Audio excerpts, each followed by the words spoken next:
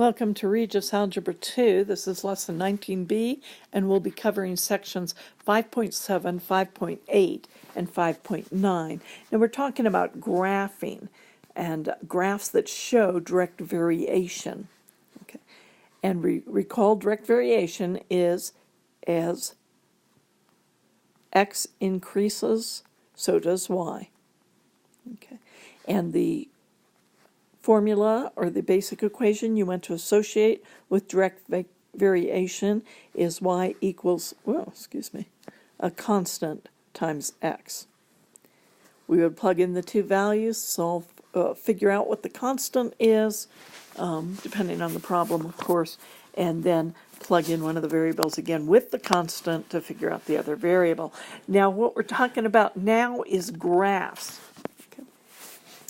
Here's one example. V equals 32t, and that's the acceleration of gravity in feet per second,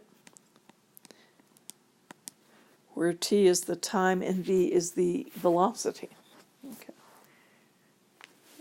Now, notice that this is simply a number timed the time. So if I were to do a table, they're not asking you to right now, but if you were to, actually they do one in the example above, but if your time was 0, then your velocity would be 0. That would be obvious. If your time was 1, your velocity would be 32. That's a 2. It's supposed to be. There we go. And if your time were 2, it would be 2 times 32 or 64, etc., etc. Okay. And that's pretty straightforward. Now, when we get down to your problems, they ask, so what would V be if t equals 1 and 1/4?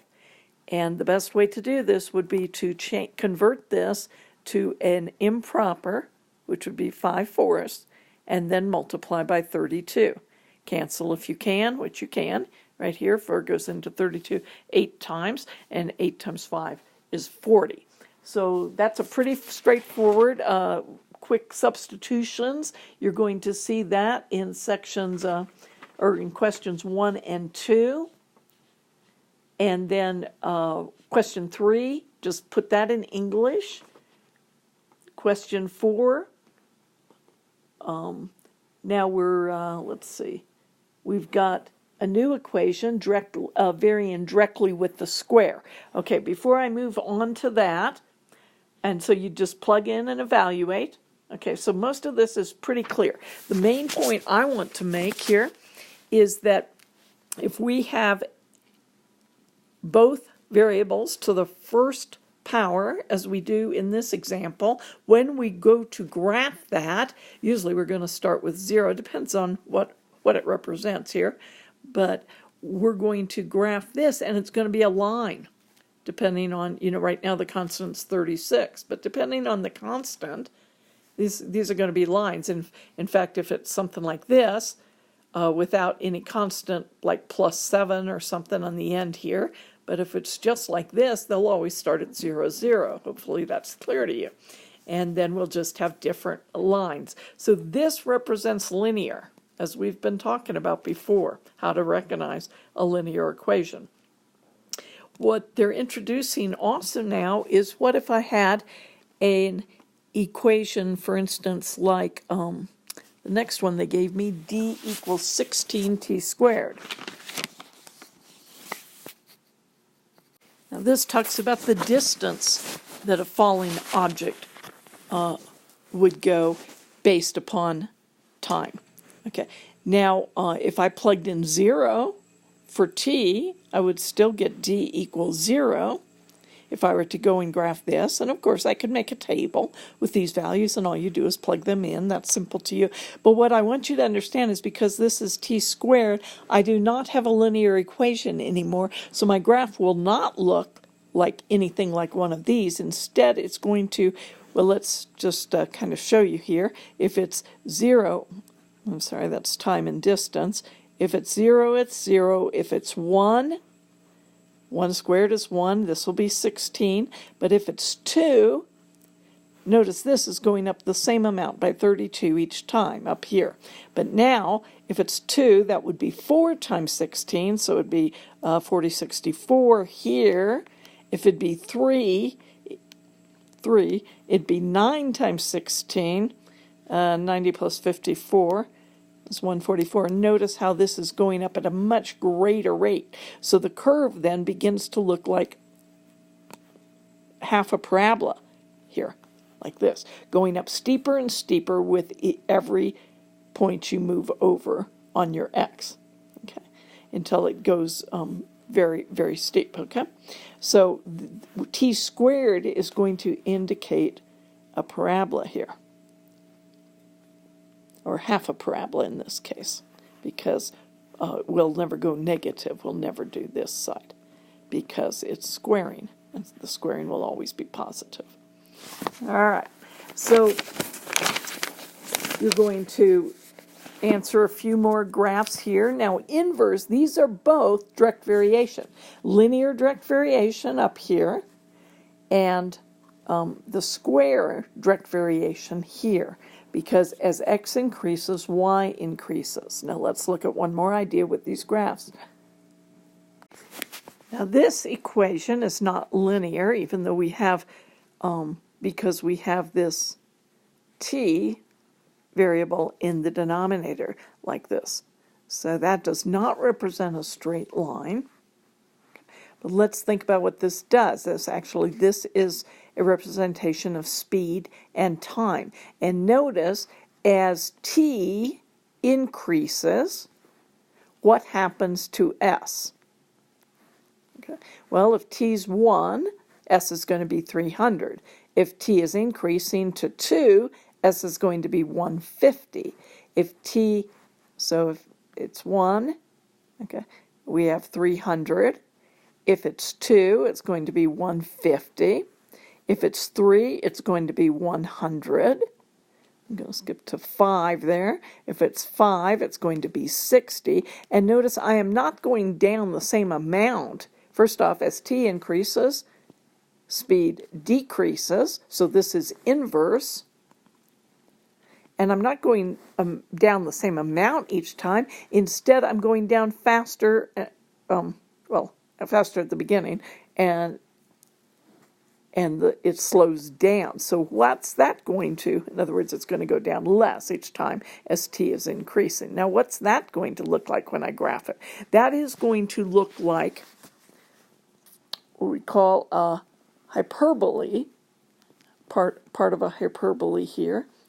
Okay, and we're going to get closer and closer to 0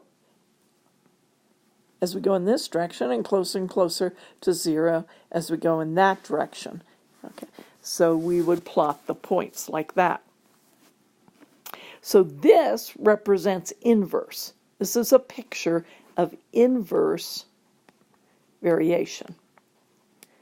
The other one, the straight one, is a picture of direct variation that's linear, and this is a picture of direct variation that's squared. Okay, so they want you to recognize what these graphs represent. Now for 5.9, we've moved over into geometry, and they've given you several proportions. And some of these represent direct variation and some indirect variation. As one goes up, the other goes down, or as one increases, the other increases. I'm not quite seeing the indirect right now, but I'm sure it's, or inverse, but I'm sure it's there. So let me just go over maybe one of these. The square, if this is a square, the perimeter is 4s. If this is a larger square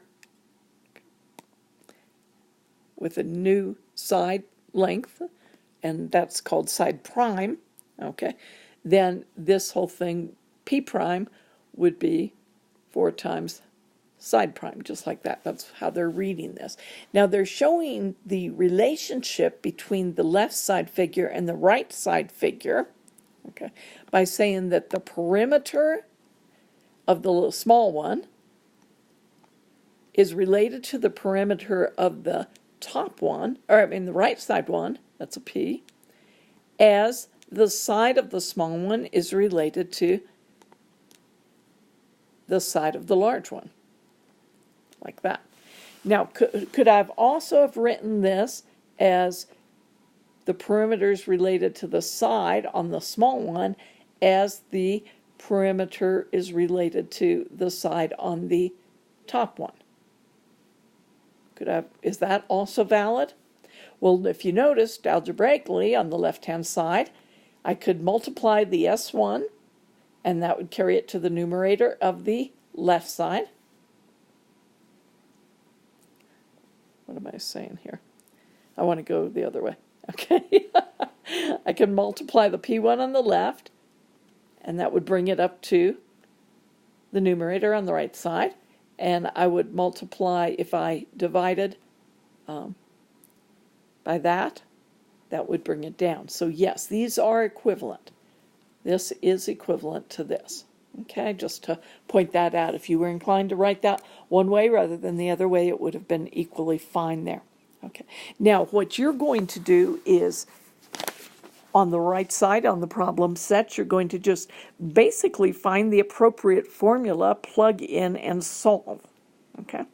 But I would take a minute or two, so you can do this without even making any sense out of those formulas. But I would take a minute or two to look at those formulas. Most of those are very basic. In fact, I would say all of those are basic, ones I would kind of consider that you should know by now. Okay? And so even though I won't test you on the formulas, I would take a few minutes to consider those.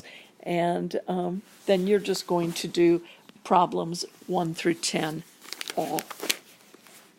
And the last two are just review problems, word problems. The one has to do with the carrots gold on a proportion problem, and I went over that with you the last time you had one, so go back and review that if you need to.